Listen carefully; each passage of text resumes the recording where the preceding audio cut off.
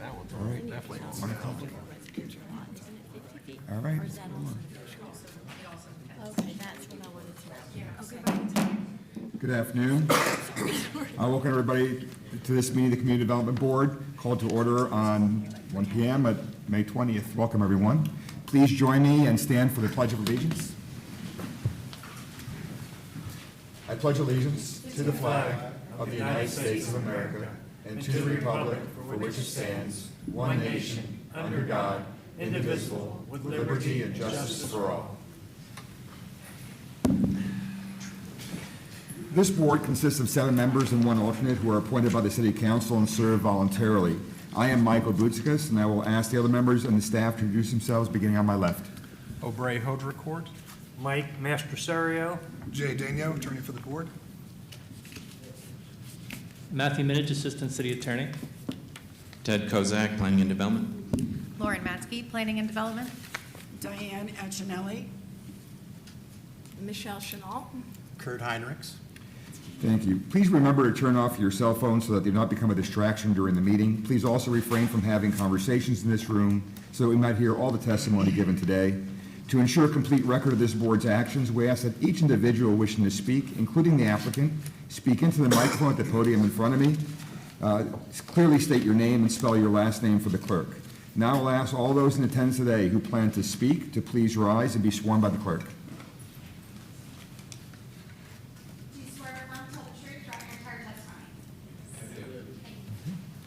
Agendas of today's meeting are on the podium to your left near the entry door. Also on this podium are a roster of the Community Development Board, the list of city staff experts and their resumes, the board's rules of procedure, and the annual schedule of this board. Our first order of business is to review and approve the minutes from last month's meeting. May I have a motion for approval of the minutes? I motion to approve the minutes from the last board meeting. Do I have a second? Motion made and seconded. All in favor, say aye. Aye. All opposed? Motion carried. Next item on our agenda is items not on the agenda. If anybody is here to speak today to address an item that is not on today's agenda, please come forward and state your name. Good afternoon, Mr. Chairman. You're back in their chair spot in the center of the I dais. am, yes. Good afternoon. I'm William Johnson, 2694 Redford Court West in Clearwater. I wanted to come in and bring you some information that was just released in April, and it comes from the citizen survey that was done last summer. And what was released was some additional information as to how we compare with peer cities throughout the United States. As this survey is a survey of various cities throughout the United States, it's one that the city commissions and has been doing about every 2 years. And what it looks at, I guess we can see that there. For instance, it asks the questions, please rate each of the following looking at the Clearwater community. Clearwater is has well-planned commercial growth. It says that we are lower than most of the peer cities, and only 28% of the respondents to the survey indicated good or very good. There were 75 cities that compared that this question was asked to, and out of those 75 cities, we were way down at the bottom at 63. We were 63rd out of the 75 cities. If you flip it around as a percentage, it says that 17%, only 17% of the peer cities ranked Clearwater worse than they had in their cities. And you can look down on this information. For instance, the quality of new development in the city of Clearwater got 21%. Overall appearance of Clearwater was 32%. Land use planning and zoning was 32%. And code enforcement, for instance, was 31%. The basic message that I bring to you here is that when we look at how we compare with other cities, at least in the area that this board frequently addresses, we have some real opportunities to connect better with our citizens so that we can be seen as being successful as we compete in this region and as we compete with other regions around the country. Thank you for allowing me to share that information with you. Thank you for the information. Does anybody else wish to speak on any matters not on today's agenda? Please state your name and address. Hello. Hello, my name's Alex Stein. I live at 2101 East 13th, and I recently moved to this great community, Clearwater, from Fort Worth, Texas. I work for an ammo shop there called KIR Ammo.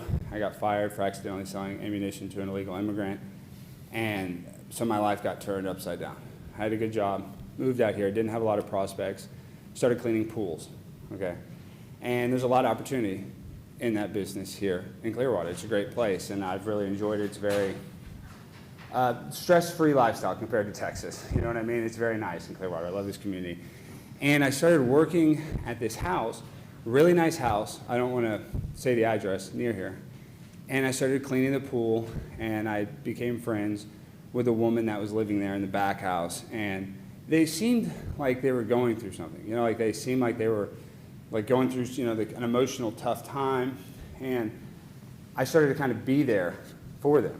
And they told me their name was Sarah, and so, you know, I knew her as Sarah. And our relationship, it snowballed, you know. It went from a professional relationship to a very carnal relationship. And some things happened, and we ended up making love, and she was married. She was married. And come to find out, she's married to a very powerful man in this community. His name's David Miscavige. And the woman that I was sleeping with is Shelly Miscavige. And she, right now, is scared for her life, hiding. And she has my baby inside of her uterus right now. She's pregnant with my baby. And now they want to get an abortion. Do you understand that? So I'm here in this community begging you to stop David Miscavige from killing the baby in Shelly Miscavige's womb. And on top of all that, she's postmenopausal. And through the power of Xenu, the galactic overlord, who's helped Scientologists, we were able to have this baby. This baby could be the Jesus of Scientology. It could be the L. Ron Hubbard's breed of Scientology. How did a postmenopausal woman get pregnant by my seed? I'll tell you how. L. Ron Hubbard. So, we love this community. But I don't love women like Shelly being scared with my baby. So I'm asking you, the council here in Clearwater, please protect my baby. I'm anti-abortion. And Shelly would tell me stories about how when she would make love to David, they could only do it if they were watching Top Gun and they had the volume fully high. And she told me some sick stuff about Scientology, about how they excommunicated people, and I'm sick of it. So Clearwater's a beautiful place, but it is infected with a disease, and that disease is Scientology. So please do not let David Miscavige touch my baby. We are going to name it L. Ron, but that's neither here nor there. It's going to be L. Ron Stein, not L. Ron Miscavige. So David, I know you're watching this. Give me my baby back and let Shelly free. All right? Let Shelly free! Thank you.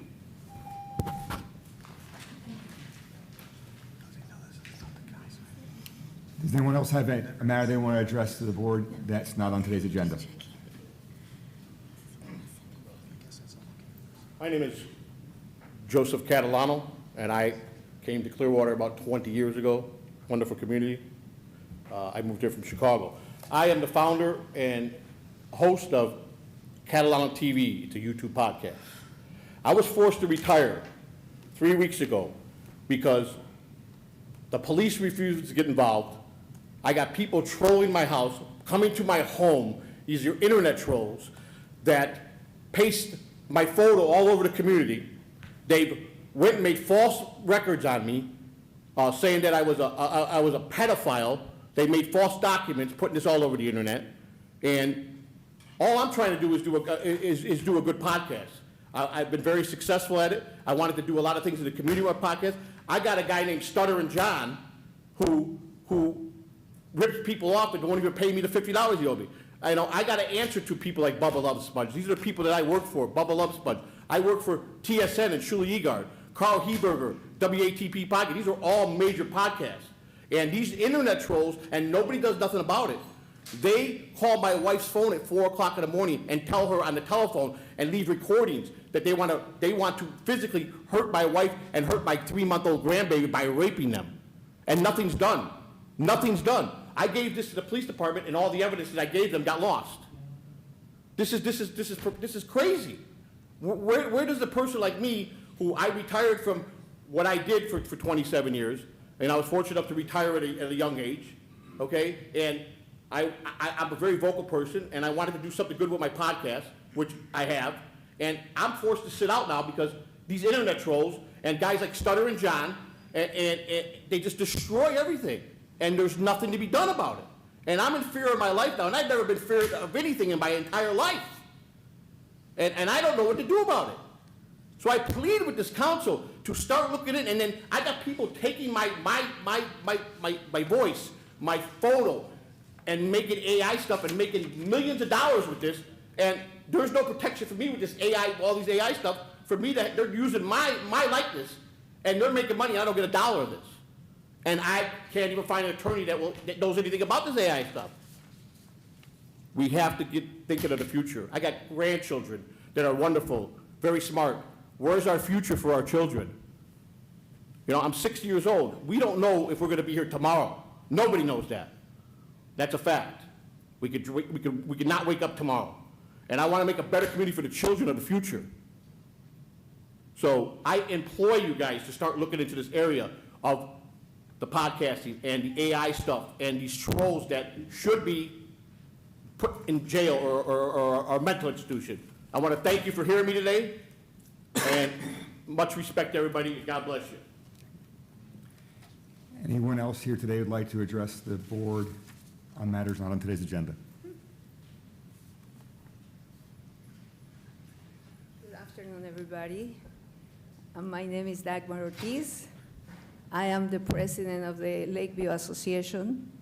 We are very close from here, and we have a wonderful garden. This is a personal private garden, and I'm not sure if I am the right meeting or not, but they say 1 p.m. at the library today, and I am here. It's not in the I think agenda. that's one of the agenda items, if I'm not mistaken. Is this, It is? Yes, yes. I believe It's- it's one of it's the the agenda property items. So being you can speak when we cover that agenda item, if it's pulled off the consent agenda. Yes. Great. Okay. Can I say something that's my subject, but now listen what I listen, I would like to say something. I live in this country for 30 years, in this city, and this city is so beautiful city. I contribute so many hours on the volunteer times. I have been surrounded by Scientologists. I am a Scientologist for the last 40 years. I know the roots of Scientology, and everything is to help humankind. What the guy says is a completely lie. We are the benefit here in Clearwater to have the Sea Org organization, and you guys know, with uniforms. That is the more ethical organization in this planet. They never, any one of the Sea Org members is going to deal with any civilians in any sexual relation. What he says is completely true. That's the team that is making us, this city, so beautiful. We take care of so many volunteer hours for human rights. We protect the children. We protect the humanity. We care about other people, and we love people, and we want everything good for everybody. That's all what I say. Thank you. I will continue with the agenda. Thank you. Thank you. Anyone else have anything to say to the board for items not on today's agenda?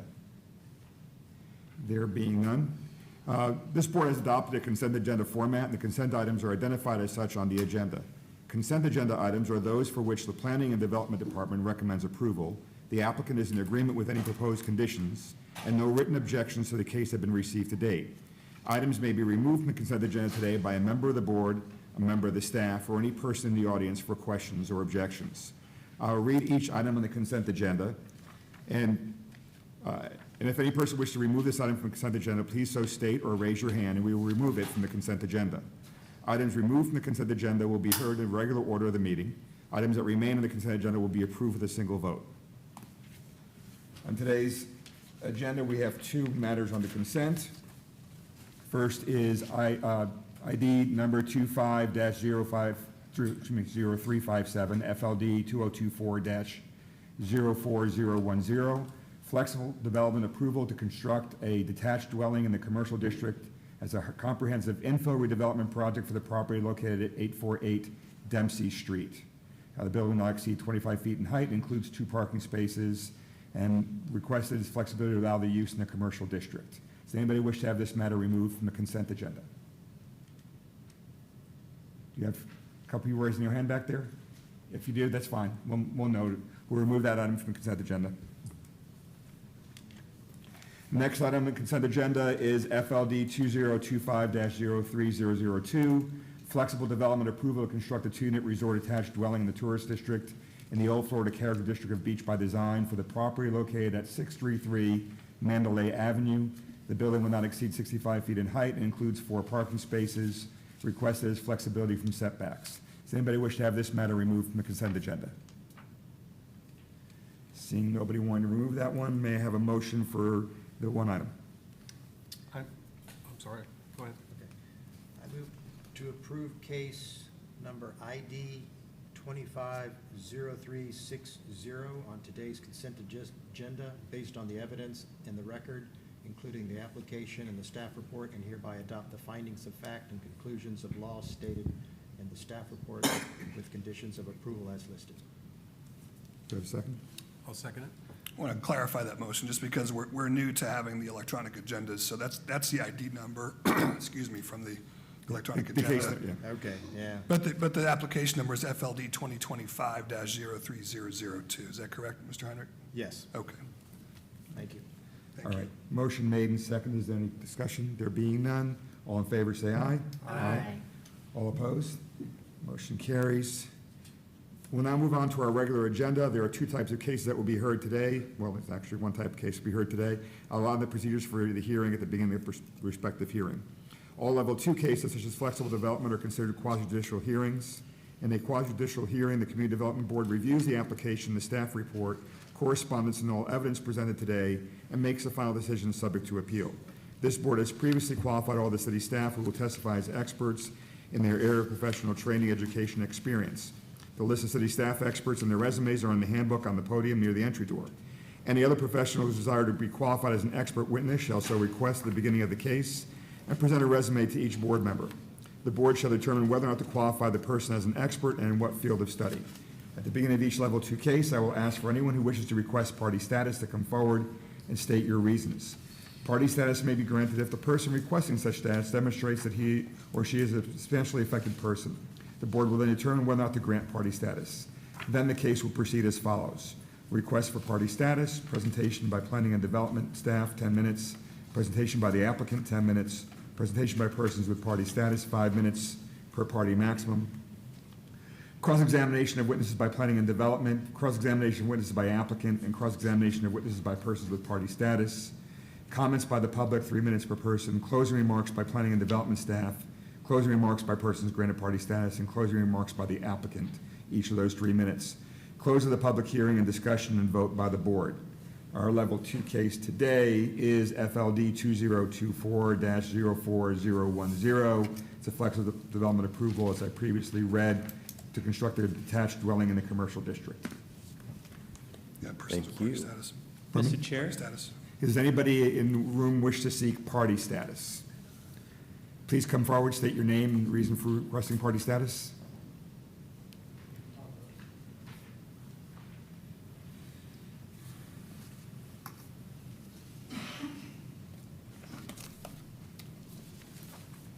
My name is Quentin Carino. I'm not sure if party status, whatever it is, I'm just here to speak on behalf of the people of the community of that. Party status gives you additional rights to cross-examine witnesses. You will have an opportunity to speak if you're in opposition to it. It also affords you the right to appeal as a party, whereas if you're speaking from the public, you individually can't appeal. Those are the key elements of party status, right, Jay? They are. So you can either request party status, or you can just speak when the public has an opportunity to speak. Okay, I'll just speak then. You just speak then? Okay.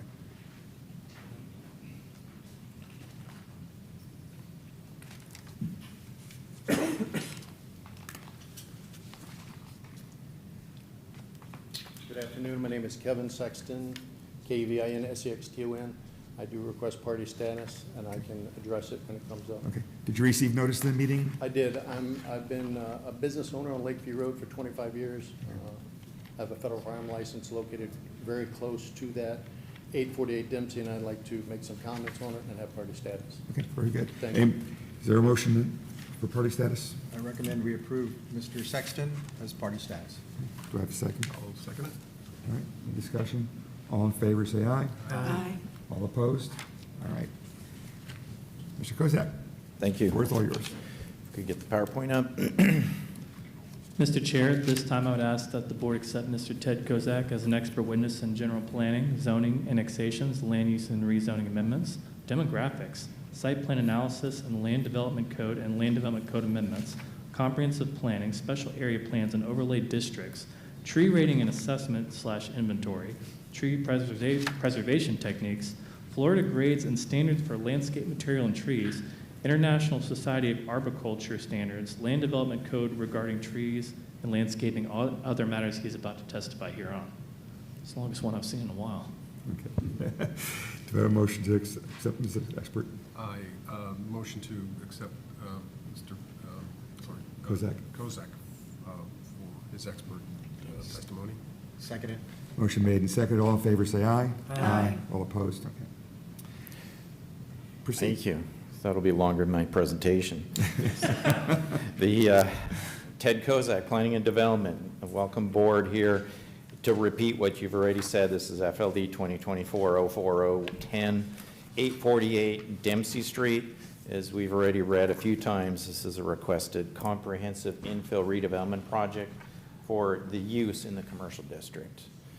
You can look on the map and the aerial. You can see the property itself is located on not only the south side of Lakeview Road, the north side of Dempsey, approximately 140 feet east of Shore Avenue. It comes really close to where South Myrtle dead ends into Lakeview. There's a mix of uses. If you can and cannot tell here, there are photos in the staff report. To the north is a community cemetery. Northeast is some offices. To the west and southwest would be some commercial. To the south and east would be detached residences. Right adjacent to this property is I believe, a firefighters association building. So that gives you an idea of the mix of uses in the area. Zoning district, the red is commercial, so it's a strip of commercial on the south side of Lakeview. That's why the request is what it is. It's a detached residence in the commercial district. Essentially, you can see a transition from the north. You have a mix of uses, office, institutional, which is the cemetery. To the south, of course, is the residential MDR, and then preservation. That's what you also would be considering the lake. So the zoning district, as I said, is commercial, and the commercial general future land use in the comp plan allows up to 24 units an acre if so requested for residential. This is compliant with density. I'll talk about that just a little bit. The site plan and the proposal. So we'll see the elevations in a moment. Two-story, approximately 1,200 square foot detached dwelling you can see pointed at. It is to mimic the MDR district standards, although this is commercial, and the commercial comprehensive infill redevelopment. Essentially, your setbacks are whatever you are recommended, as long as it's consistent with the mosaic of the neighborhood. But the mimicking of the front setbacks, there are two front setbacks on this. So if it was MDR, you'd have 25 to the north, 25 to the south. It exceeds that. Side setbacks exceeding what MDR would require, and 2 parking stalls, all that would essentially be the same for a house. And then the elevations, and the elevation that you can see there with the garage that's facing south, the rest of the looks and to the north would be facing towards Lakeview itself, and then the floor plans you can see. So as I'll just talk a little more in detail on how, in the staff report, talks about meeting density, ISR, building setbacks, building height, and parking as if this was in the MDR district. And it's consistent as a transition from moving north down to the south as you hit the single-family homes. And then just in summary, the consistency of the project with the comprehensive plan, the goals and objectives, consistent with the applicable criteria for comprehensive infill redevelopment projects pursuant to CDC Section 2704F, and consistent with general applicability standards pursuant to CDC 3914. Staff recommends approval of FLD 2024-04010, subject to conditions in the staff report, and I'll take any questions. Anybody have any questions of staff? Go ahead. So by this isn't like rezoning it, it's just changing it, it's just allowing for the residential part of this in the Correct. commercial district? In itself, commercial, you expect commercial, but. Right. Can it still be used for commercial But though? it could, but at this time now, it's going to be proposed to be used for a house essentially, so. Okay, because I saw the garage and it's. So they're not rezoning anything. One day, 10 years, 40 years, demolish it, put something commercial. Right. Okay. Any other questions of staff? But that's why you're before the board, that's why they're coming. That's why we're here. If this was To MDR, put a you're not seeing residence us. in a commercial zone. So you can put a residence inside of a commercial You, zone you, property. you can with these stipulations. It's intended to be used for commercial, so that's why the code is saying, well, you need a FLD to put a house in this commercial district because it needs to meet the criteria. Does it meet the intent of the comprehensive plan? Is it meeting the design? Is it going to be a fish out of water so compatible for aesthetics, things like that? And Ted, it's pretty close to MDR anyways, right? As my map showed, it's right across the street. Any other questions for staff? All right, thank you. Now, a presentation by the applicant.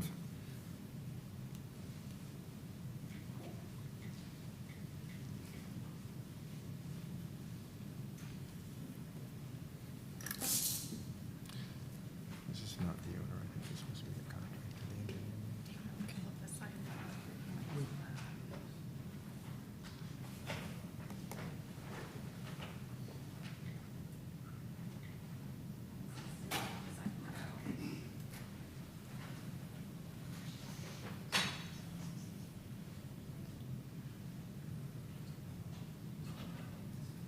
Good afternoon, Rich Batters with SDG Architecture. We're doing the plans for the proposed residence at 848 Dempsey. We pursued a commercial development here about 5 years back with the city. And after you factor in all the requirements that come along with commercial developments, such as driveways, parking, stormwater retention, compounded in this case by a grand oak on the neighboring property, it became evident that this would not be a responsible commercial development. It just didn't leave enough square footage for the pro forma. And there's a number of neighboring properties there, as you saw on one of Ted's slides, that shows adjacent lots that are also vacant. And I feel these properties, based on their size and with the new stormwater requirements, setbacks, parking, that this was not the vision of the original zoning board. The commercial properties that are developed on Lakeview are all about double the size of this property. In a great location, so when you see undeveloped properties in a nice location as it is, with a lake view, it's usually property that's been improperly zoned. The adjacent properties across the street, as you saw, and even the adjacent properties just to the east are single-family residences, and they're in the commercial zoning district, and they're the same exact lot size. So I'm not sure how that, when the rezoning of those properties happened, they were zoned single-family at one point, I would assume, especially based on those sizes. The properties, as you can see, lack a little identity, And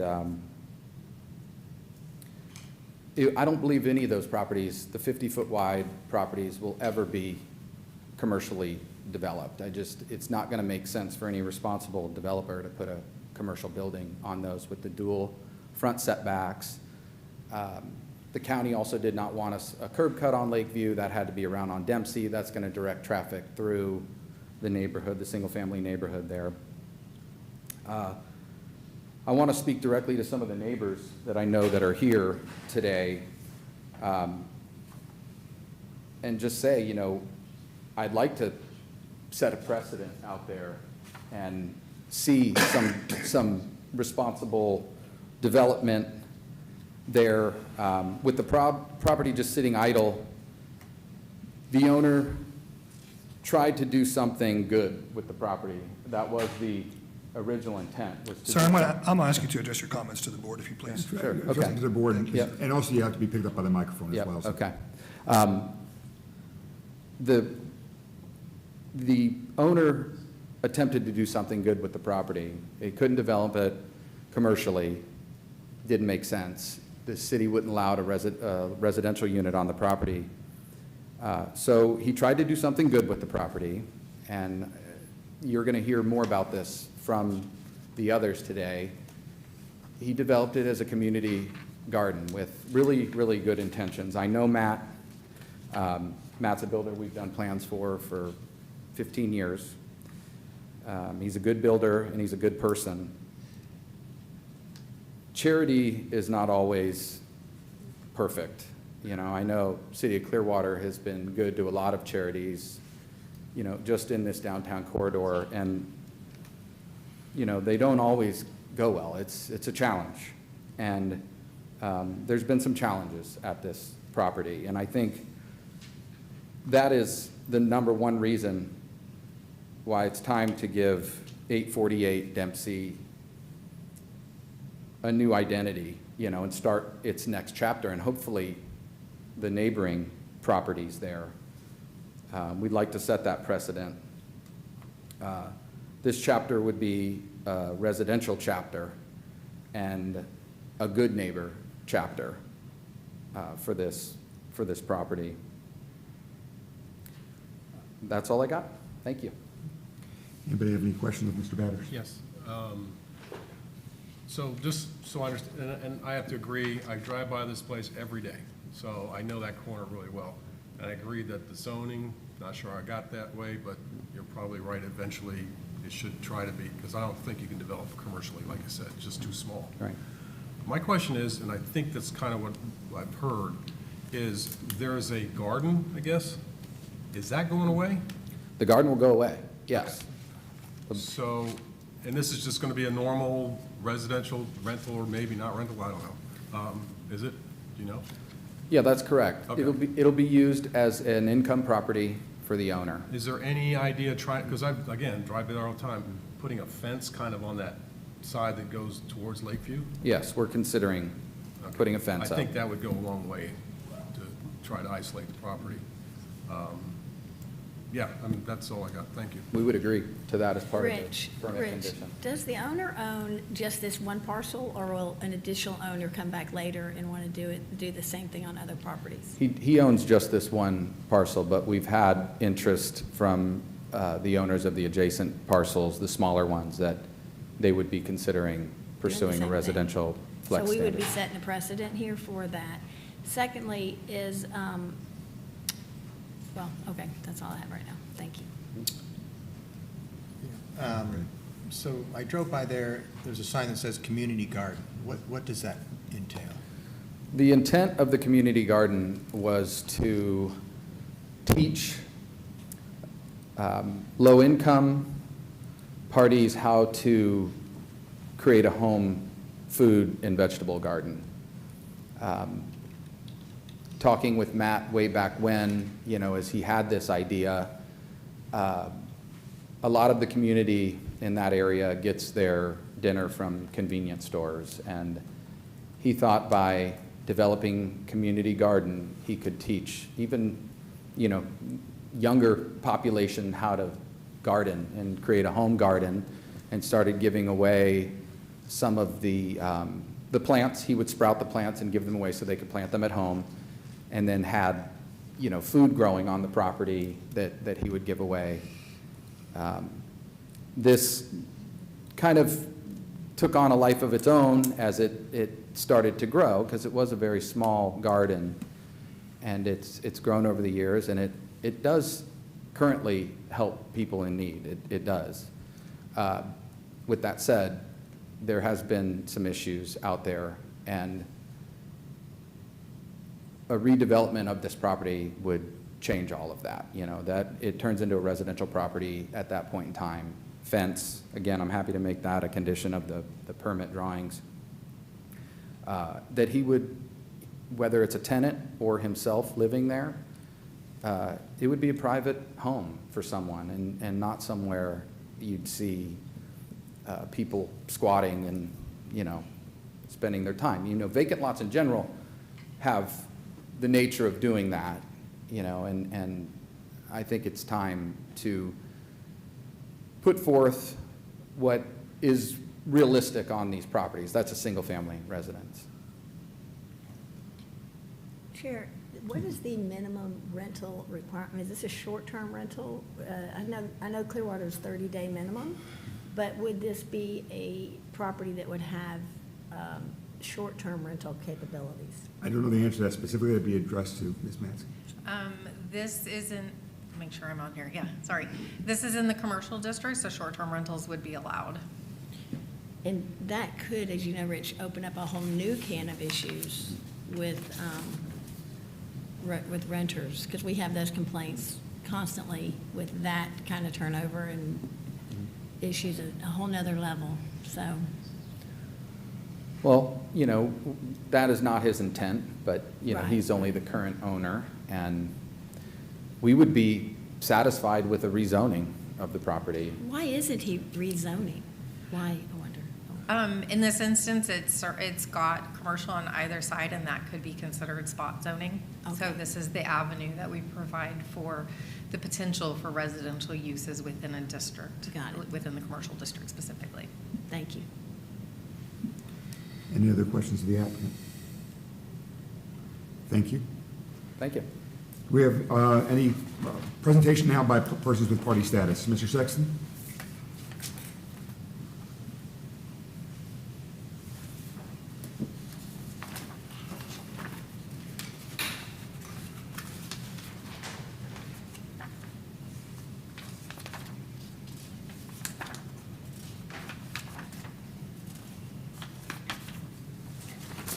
Hello, my name's Kevin Sexton. I own the properties that we're talking about probably 10 years ago. I'm a business owner on Lakeview Road. I've been there 25 years. I've served my country. The application should be looked at by you guys closely because the application process, I think, is questionable. The application in my assessment is against flexible development approval for a commercial property. 848 Dempsey is something not typically permitted in a commercial property area. I own commercial property right next to it. It seems extremely inconsistent in zoning, allowing a detached dwelling in a commercial district. It is important to maintain commercial integrity. I've spent lots of money on my property. I walk by this property 4 to 5 times a day because I rebuild industrial starters and alternators for the grouper fleet, the stone crab fleet, the Coast Guard, Pinellas County Sheriff's Department. I walk by and I will tell you what I see. I start walking by at 5 in the morning. So I walk the lake, which is a jewel in this community. I put one picture here of a naked lady laying on the property. I'll get to that in a moment. It is important to maintain commercial integrity. The last 3 years, the gentleman that owns this property, although he may have good intentions, has created chaos. It has been a commercial business. I've been a commercial business owner serving the community for 25 years, including, as I mentioned, but allowing this precedent after this gentleman has conducted himself the way he has for the last 3 years and changing it to a residential property where homeless people, you're going to set a precedent in the future for residential encroachment into commercial zones on Dempsey Street and Lakeview, potentially undermining the city's land use plan. This detached dwelling is not compatible with commercial operations. The property currently is in use, including handing out cash to the homeless without a city permit. This happens the first Saturday of every month at 8 a.m. You're welcome to see. It's been going on for the last 3 years, bringing in crowds of 25 to 42 homeless, crossing my property, and I have a federal firearm license. You can't go into a federal firearm license property if you're a felon. They sleep on my property.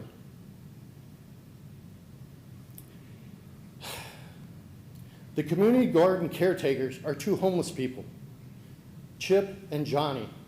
Johnny was stabbed on this property. I helped get that aroused. The homeless came and smashed the cell phones across the sidewalk, and I stopped that. I'm not a police officer, but this is ridiculous. You can't have good intentions and create chaos.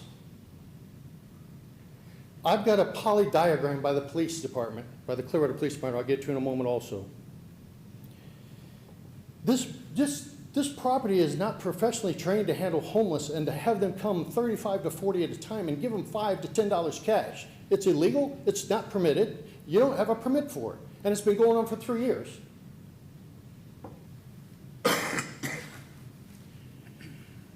I'm going to put the police polygram diagram here for you. And I'm going to tell about the listed offenses that have occurred on this property. The records of the infractions are caused by the misuse of a commercial property, including Johnny, as I mentioned, being stabbed on the property. I have called the Clearwater Police Department at least 7 times on the encroachments in the last 8 months, as he's continuing to give his $5 to $10 cash out the first Saturday of each month. I have emailed photos to the CDP, which is you gentlemen, lots and lots of photos. I hope you've seen them. I have copies for you to review today. The city has been misinformed. This is not a community garden. There's no community gardening here.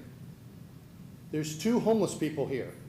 They sleep on the property. I'm going to show you the picture. This is not a community garden zone. 2 extremely questionable caretakers garden here, not for the community. I've never seen, I walk by this property all the time, never seen anybody being trained how to make a garden. Good intentions, possibly, but this property has downgraded the community, downgraded the neighbors, the neighborhoods. The neighbors like me. This man, Quentin, is a friend of mine. This is not a good neighbor, gentlemen. And he's not my neighbor that I have to deal with. Ridiculous behavior will continue unless you guys stand against this. This is this is a wonderful picture I'd like you to see. It's up there. Sir, your time has expired. I'm going to allow another minute, but you need to wrap it up within the minute. I'll wrap it up in a minute. Here's the police diagram, poly diagram. You'll see the cemetery right across the street. This encompasses 848 Dempsey Street. Here's the infractions: 5 arrests, 4 misdemeanors, 1 battery. Offenses include open containers multiple times, pretrial release, resisting arrest without violence. I call the police all the time because of the chaos. It is coming onto my property, gentlemen. So I rest I'll have some more to say if I'm allowed, and I have plenty of pictures for you if you'd like to see them. Does anybody before you walk away, does anybody have any questions of Mr. Sexton? Yes, I do. Go ahead. You're presenting the fact that the property the way it is now is a problem. Yes. If it's changed, it seems to me that problem's going to go away. I understand and I hear you, but here's the problem. 3-year track record of what they're doing there. I don't see this happening. I believe this structure that they're building is going to be to house 2 of the homeless that they call. They're saying they're his uncle. I know that they're not, but they're going to continue some inappropriate things on this property. I'm telling you. I've been there for 3 years and they've been doing misappropriate things, so I don't see the behavior changing. And I don't, and sir, I have a commercial property there. I think it's degrading the value of commercial property on Lakeview. What's going on right now is degrading, is what you're I believe saying. putting this detached dwelling up will. A 25-foot detached dwelling on a property? If it's zoned improperly, then it should, I don't believe it. It is a commercial property. Somebody should come in and develop a commercial thing and do commercial property there. You know, make a deal with the other landowners. I used to own that property. I sold it, and then it's changed hands. But to the point, if we're gonna talk about, like you're saying, I believe that this is, you guys are asking for something that on a commercial property shouldn't be asked for. That's my assessment. Any other questions? Well, yeah, and going back to the fact that once it's built and you're afraid that the same thing's gonna happen, then that's the police department's job to make sure that doesn't happen, whether it's there or anywhere else. So I can't put the two together. I think we're here to decide whether the staff has done their job in making sure that everything is falling in line. I don't think you can put the two things together as far as what you're trying to do. To me, it only looks like it will improve the value, but that's just my opinion. I hear you. I disagree with you wholeheartedly, because you have the same property owner who's conducted himself this way for 3 years, and now you guys are gonna change a commercial property. This is commercially zoned, remember. That's a big point. And you're gonna change it from being commercially zoned to let him build whatever he wants to. And he's created chaos in the neighborhood. What would you see the solution being for this owner? If he's not going to change what he's doing now and it's causing chaos, would leaving it as a commercial property remedy the problem for you at all? I mean, how would this change? Number one, I've heard for the first time that they're not going to continue this garden. That's a positive. But that's if they can build this structure. If that's true, but guys, I mean, the solution is they're not professionals to continue what they're doing. I believe they've misled you. They're telling you it's a community garden, it's not. He's done 3 years' worth of this chaos in the neighborhood. Now he's asking for a house, but who knows what he's gonna use the house for? You should go by there some morning. If you go by there in the morning, you'll see the guys sleeping there. But how do we stop that business? I mean, the current business isn't in our purview, is it? I mean, do we? I don't know No, what. our purview is not code enforcement. Our purview is looking at the application before us. Does it fit within the infill development of the property Yes. criteria that staff had testified to? That's what our role is That's here. our role. If there's an issue with how that code is written or concerned, that's an issue for city council. If there's an issue with how it's Okay. being enforced now as it's currently As used, current use. or used as a residential property, that's a matter for code enforcement and the police. Our role today is limited to the application before us as an infill development. It was testified to by Mr. Kozak and what the application provides. And he brings up some valid points we have to look at, but he's also bringing up a lot of points that go beyond what we can do as a board. That's what I thought. I do would like to ask Ms. Metzke a question. It was stated, Let me sorry. wrap up with questions for him, and Okay. then we'll just do in the order of cross-exam, because I have Sure. some questions for staff Gotcha. as well. Yeah. And I think that's fine from there. Does anybody have any more questions of the person seeking party status? Mr. Sexton? Okay, so now we'll go on to cross-examination. Thank you. And you might be called up depending on what we go here. Does staff have any cross-examination of anybody who's presented testimony so far? We don't have any cross, thank you. Does the applicant have any cross-examination of anybody who's presented testimony so far? No. Mr. Sexton, do you have any cross-examination of the witnesses who have presented testimony so far? Is this gentleman going to? He hasn't testified. He had his representative testify who signed the application for him, Mr. Batters. I mean, you could ask, procedurally, that's bringing in new evidence at part after. Yeah, you can ask questions of the people who have testified. Yeah, you can ask questions of Mr. Batter. Can I ask you a question? You can ask me a question, but we're not testifying, but I'll let you ask the question so we can. My question would be, why is this allowed on the property? I know that's a Clearwater police thing, but this is what's happening. My question number two would be, the people that live right, okay, you're retired, you bought a place on the lake, you have a lake view, you wake up every morning, you see, don't forget the black cow. That's cow manure. So I retired, I have my place, and that is a fact. There's two of them I know. They're afraid to come to this meeting. They're a little lady, she's 72. She said, would you please speak on my behalf? I said, okay. Mr. Sexton, I'm going to interrupt you real quick. This is a time for cross-examination of people who have testified. So if you have some, by all means do it. If you don't, I'm going to ask you to be seated. And I understand where your concerns are going, but you can probably bring up some of these remarks as far as your closing remarks go. You'll have an opportunity at that point. Okay, no problem. Could he ask the applicant what their intentions are for that residence going forward? Yeah, that would be a proper question to ask Mr. Batters. Can you ask him that? I mean, if he has to make that, I mean, we can ask that. What exactly are your intentions? Are All you right, going to look, continue the stop. chaos in the neighborhood? Whoa, let's, Is let that me, the question? no, it's fine, but let me ask the person, I've forgotten his name, Mr. Batters. to please come up to the podium so that we can all hear testimony as required. Thank you. Kevin, right?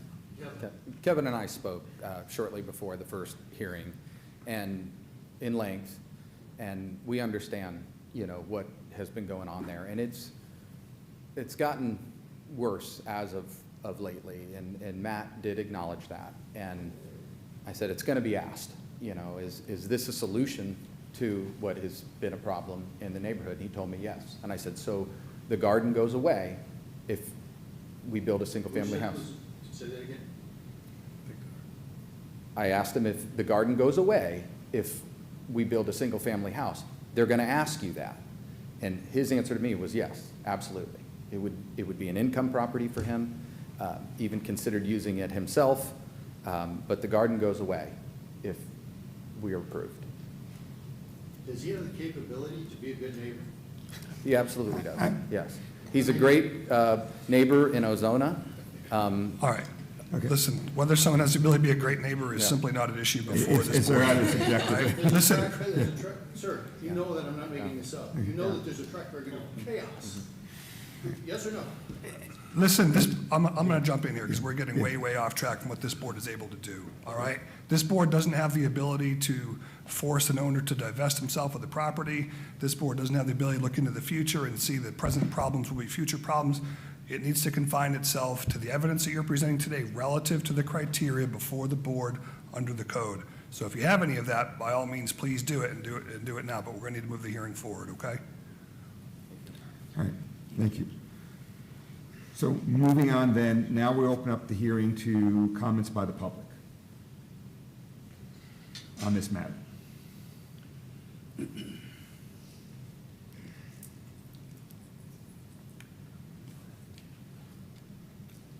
Mr. Chair and board members, I'm still Bill Johnson. I hadn't planned on speaking to this, but this presents an interesting situation in that this is a commercial character property along Lakeview. And even though it can't be a typical commercial property, if it's going to be a residential infill, it should kind of fit in with what the commercial property character of Lakeville is. This, to me, looks from the Lakeview elevation, I hope you've looked at the Lakeview elevations, it's like a barn. It doesn't look like a home. It doesn't look like a commercial property. It looks like it's indistinguishable, and the criteria of 914A is the proposed development of the land will be in harmony with the scale, bulk, and coverage, density, and character of adjacent properties. And I don't think this particular proposal meets that requirement. I just share that information with you. Thank you. Thank you. And we had a couple others who wanted to speak on this matter. Sir?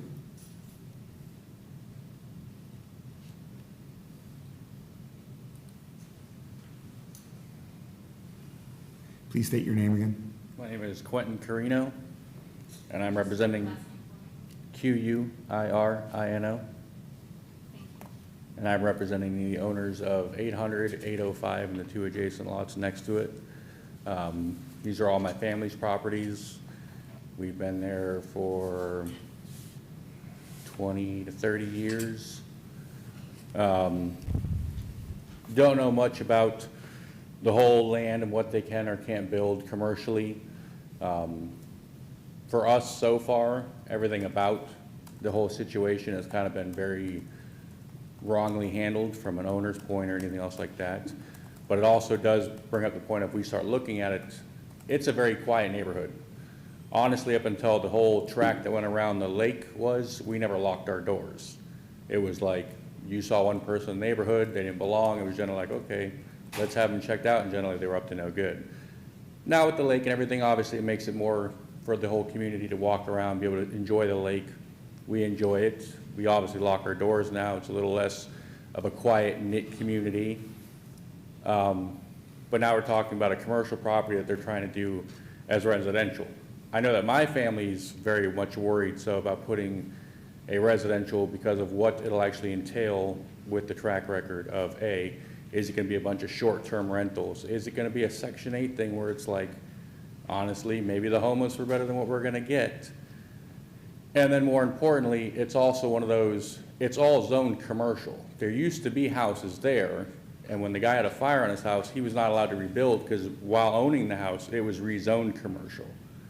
So for us, it's like, why would we not let people who owned it rebuild the house that they had when it caught fire, because the city had later on put it as a commercial, but then allow someone else later on to do it afterwards, is one of the things that they're also worried about. The biggest thing is also, though, that it then brings all the traffic onto our side of Dempsey, whether it be commercial, whether it be residential, however it goes. My family does not like the idea of it. Don't get me wrong, they're much more excited about a building there than a garden full of people that keep trespassing and coming onto the property, but still is one of those, they don't see that it fits, and they see that it's going to bring a lot more problems into it. Much like the fire department place that's right next door. It's not often, but they have a big get-together. They'll have like 30, 40, 50 cars. The difference is when stuff like that's always happened with those people, like they will come over to our house and say, hey, we're going to have a cookout, blah day, blah this. We're wondering if we could park cars on your lot, or if you guys mind if we block this area or that area. We don't want to cause any inconvenience.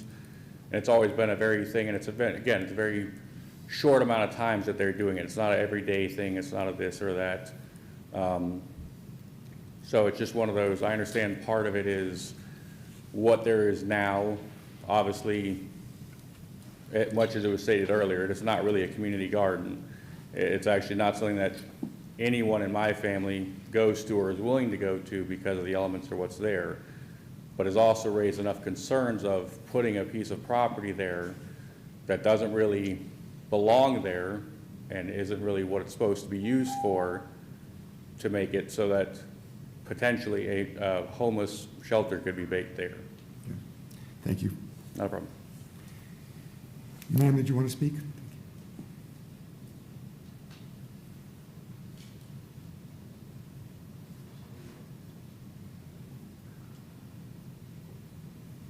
Hello, everybody.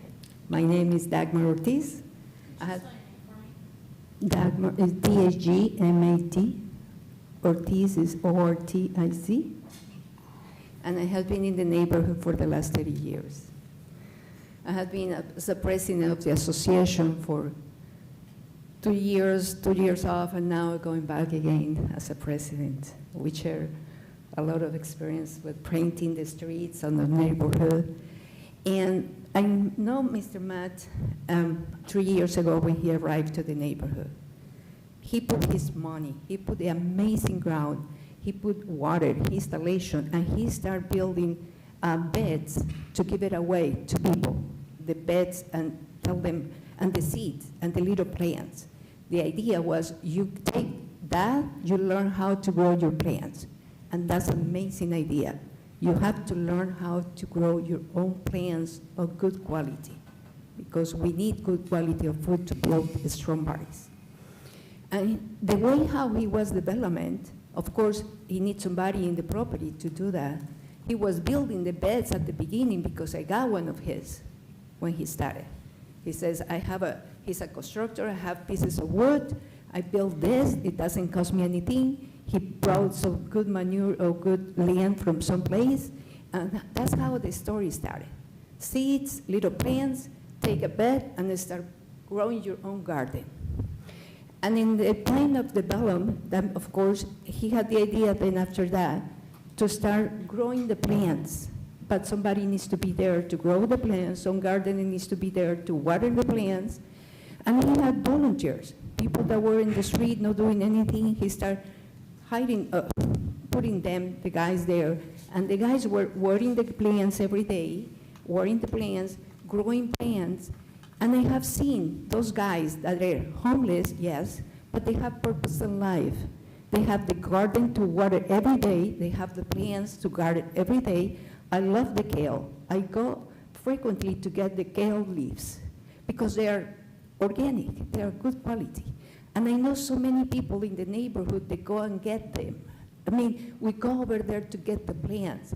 And they have the seeds and they have the little plants. If you want to grow your own plants, take it, take it, take it. I mean, that's the viewpoint of this guy. Take it and grow your own plants. And of course, if you have a garden, you need somebody to grow it. But he's not charging anything. He has been putting a lot of money to try, with the idea to help the community. Of course, things doesn't go sometimes how he planned it. Of course, you have homeless, and of course, you have a little bit of things that happen. But when you measure the amount of help that he has been giving, taking care of the water, paying the great soil to grow the plants, and giving to the community. He gives the plants to the community, and that's what he has been done so far. Thank you. Thank you. Any other comments from the public?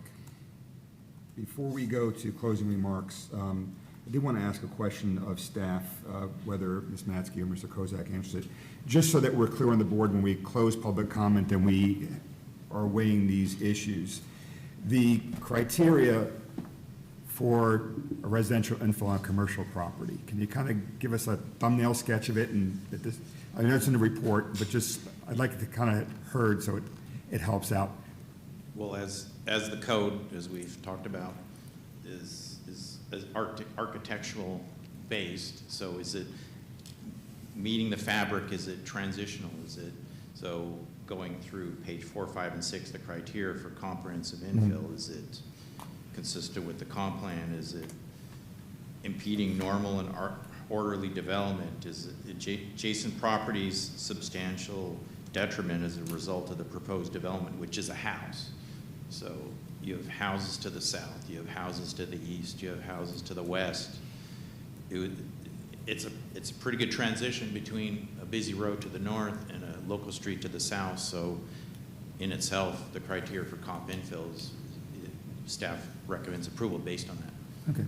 Yeah, that's the point I was going to instead of the whole 3 or 4 pages. You're looking at it from the standpoint, it's not necessarily as a matter of right. If they meet certain conditions, it can be done. And because it transitions with the residential properties that are to the south on Dempsey, it works out well. And also, I think the size that Mr. Batters testified to probably makes it a bit of a challenge for most commercial developments. Absolutely. I don't think 1,200 square foot house is out of scale.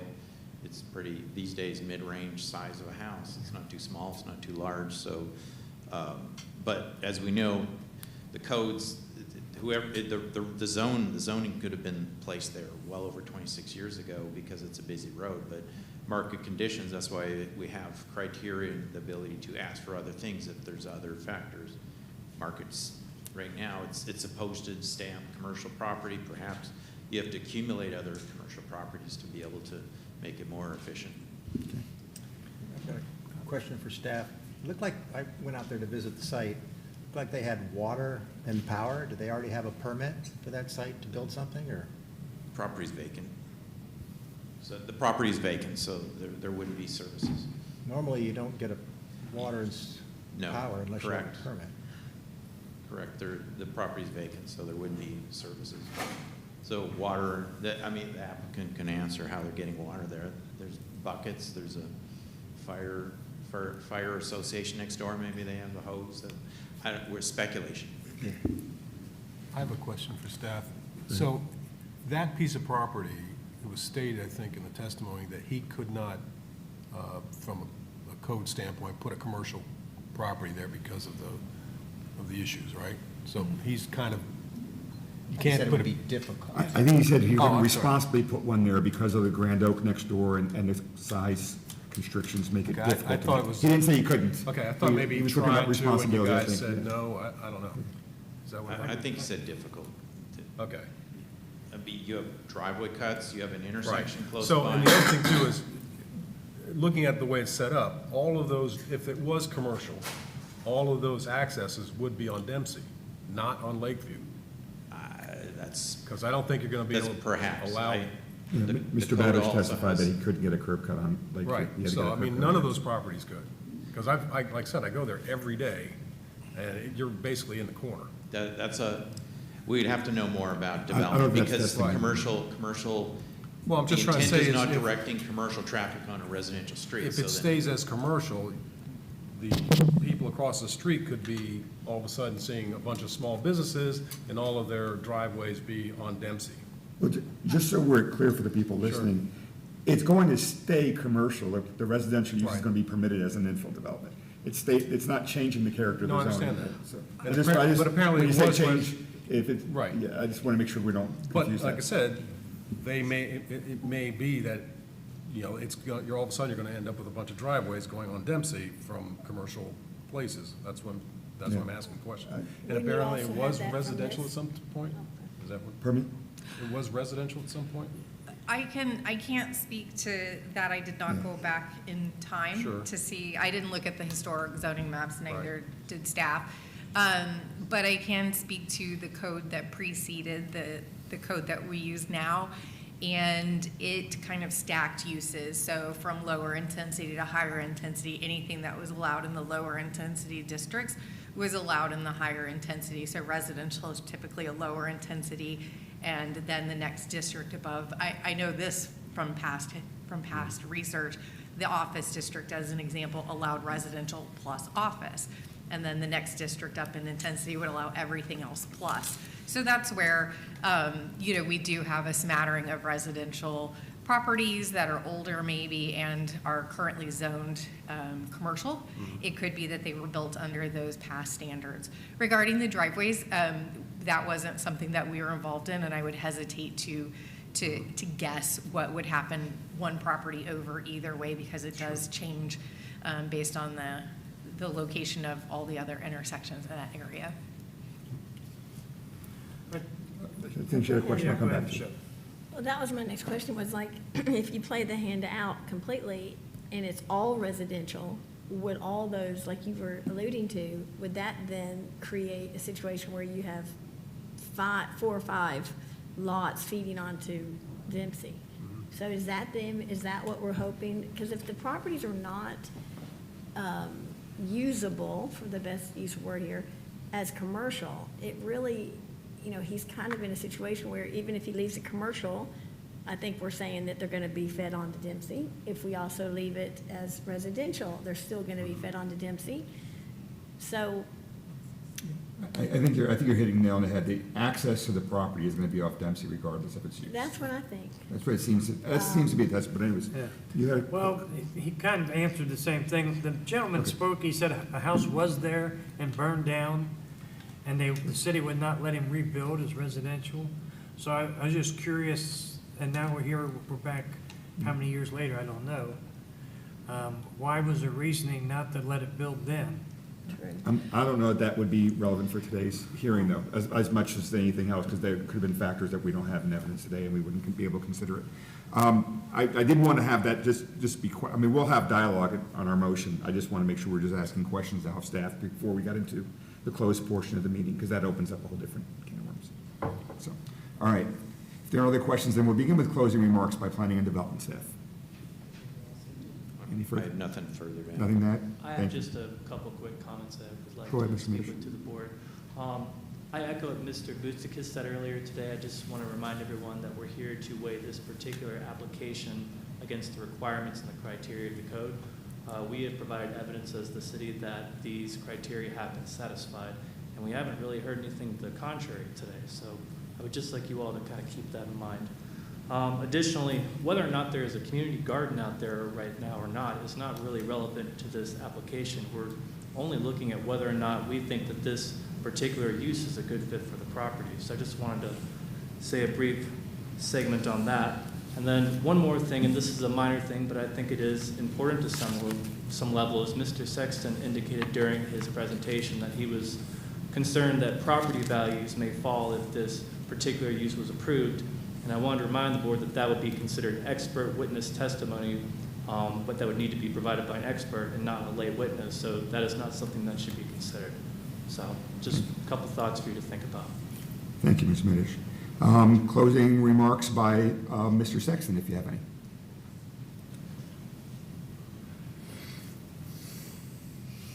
And these are 3 minutes, just. Okay.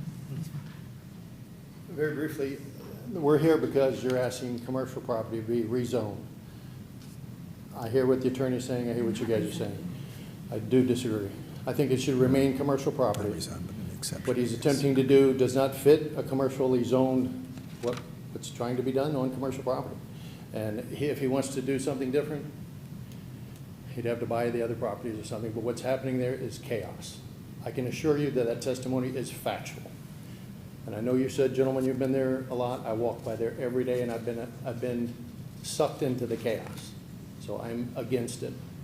And I would hope that you would please think about what I've said. And I have plenty of other things I could show you, but I won't waste your time on it. Thank you. Thank you. And any closing remarks by the applicant?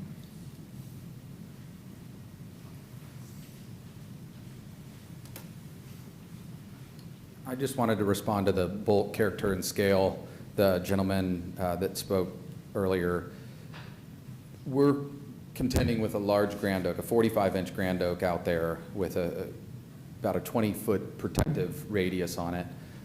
We're also dealing with a requirement to plant 4 shade trees, which we've done out on the Lakeview side. With the protective radiuses on those for future growth and making sure those remain healthy, it really limited our building footprint here. The trees have really been a challenge. So the building started to design itself a little bit there. That's why the smaller footprint. Okay. Thank you. Thank you. All right, that concludes the public hearing portion of this matter. Now we'll have discussion and vote by the board. I'd like to begin by throwing my 2 cents out there, and I was very specific in the question I asked Mr. Kozak, because we're not rezoning the property, and it's a different level of review, and there's different issues that get considered there. This, within the current zoning, this can be done if you meet certain criteria, and we're here to evaluate whether those criteria have been met through the application that was submitted.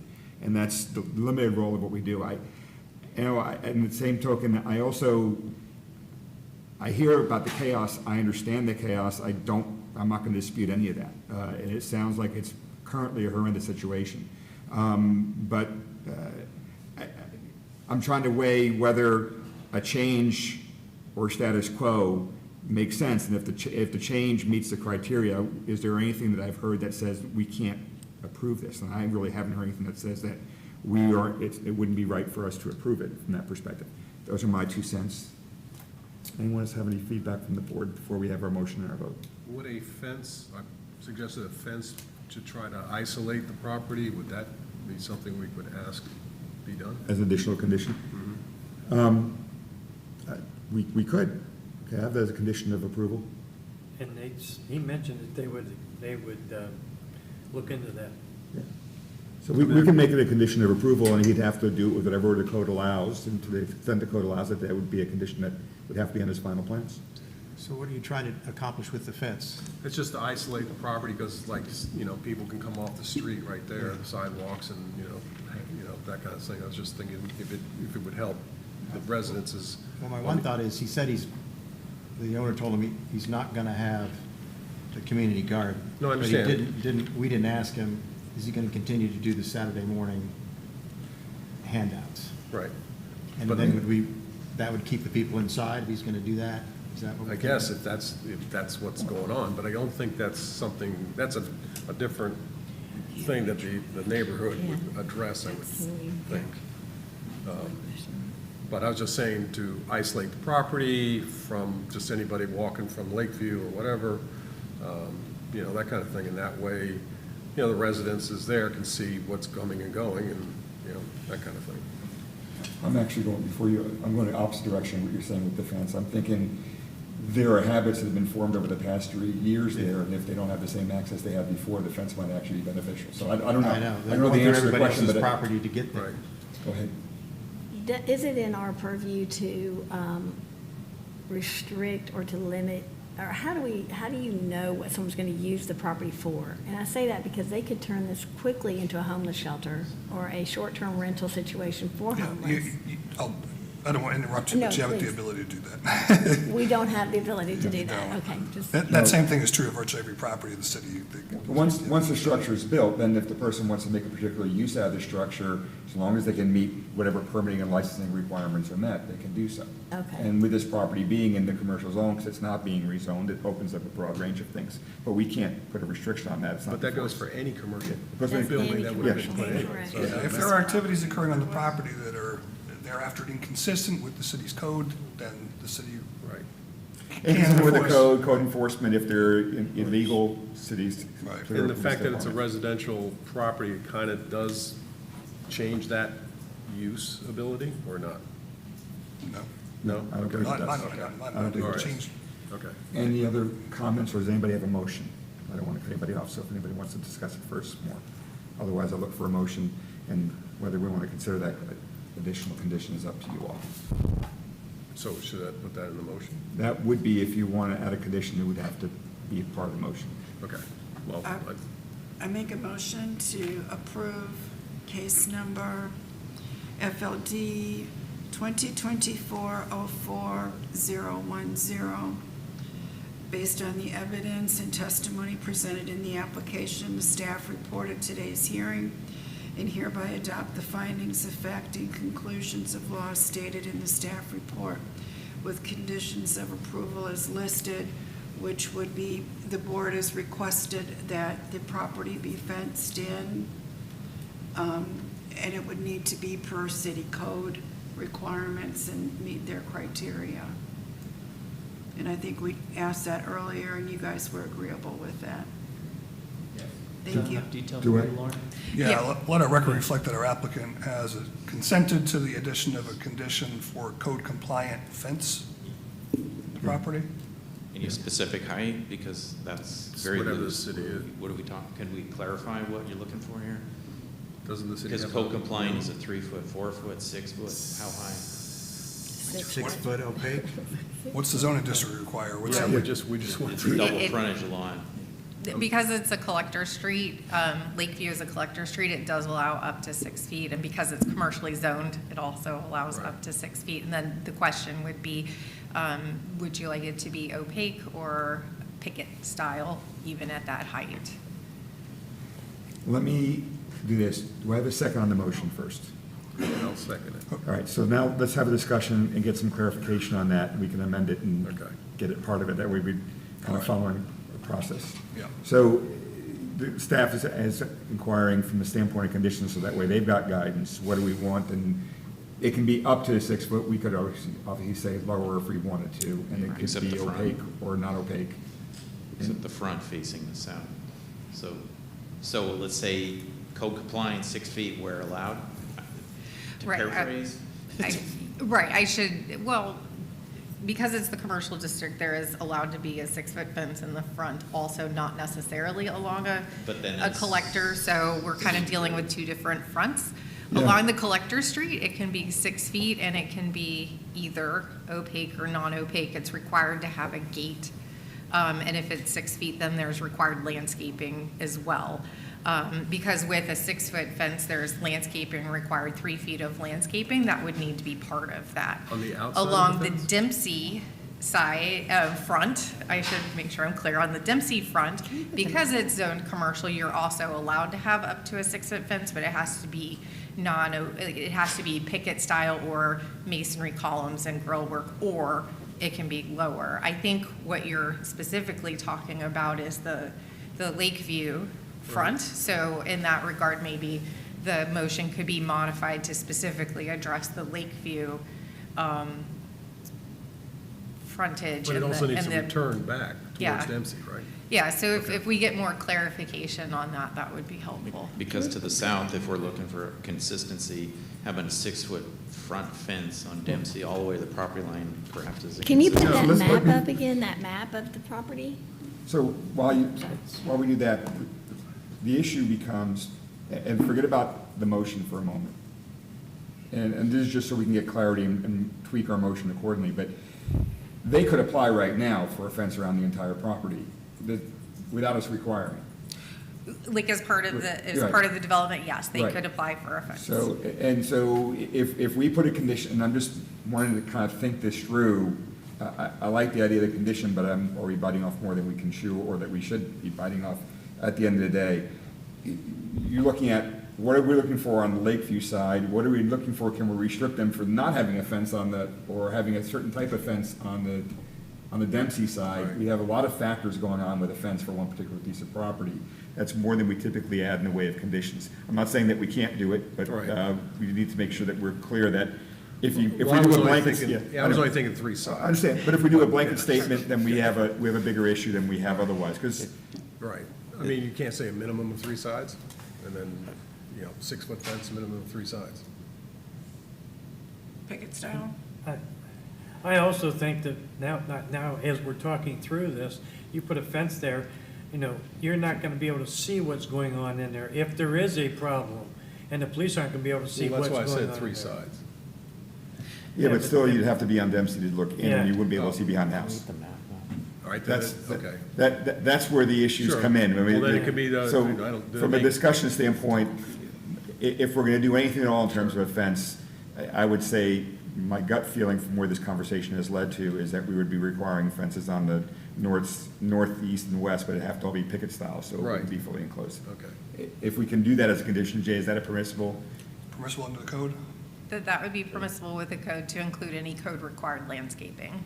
Okay. Is But that if we'd on be the able to outside say of that the it fence needs or the picket style even It's on the outside. on the Lakeview side? I'm sorry, I was answering. So there is. The landscaping is required on the outside, so it'd be on the really? north side of the fence. Okay. To clarify, on the sides where, if you can see my cursor, where are we talking? All the way down, all to the house, the frontage? How far down on the sides are we requiring, and the rest is just voluntary? That is my question here. Stop it here, and if they want to continue, or what's the intent? Yeah, I guess it's. Because it's a little too The vague. tree's gonna be the problem Yeah, anyway, it's with the close to fence. the So ended. So up to that line of the. The house. mandatory ends here, and whatever you want to do over here. Right. Right.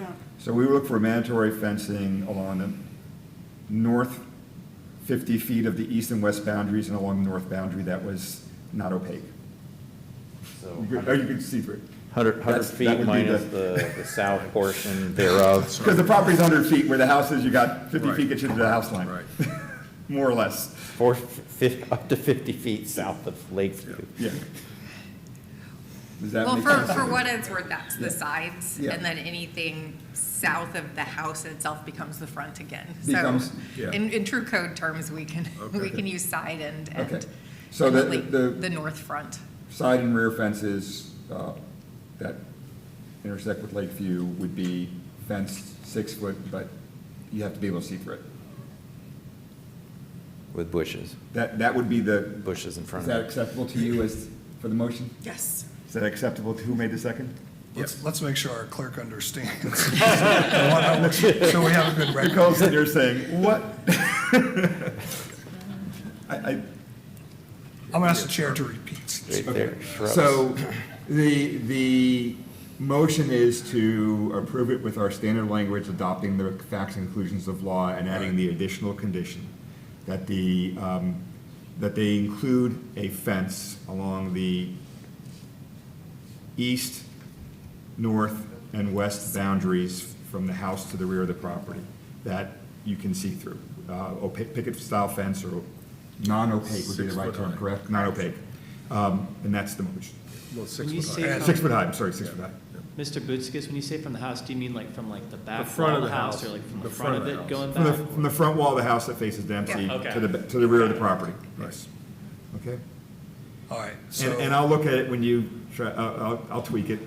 Member Ashnelli made the motion, that amendment is acceptable to you? Yes. I asked for that, and We now have a it's second, we have a second, we're good. Yes. That's a development order that y'all can write. You're Yes. comfortable with that? Okay. All right, thank you. Any more discussion on the motion? All in favor, say aye. Aye. Could we add a requirement or another motion that the garden is going away? Or does that? Yes. But no, we can't control the use, he said. I don't know. I don't know, that's within our purview. I mean, if I somebody agree, wants- if I somebody agree. wants- I don't think we have the ability to tell this property owner. Yeah. There's not a request before us regarding the garden. That would be tough.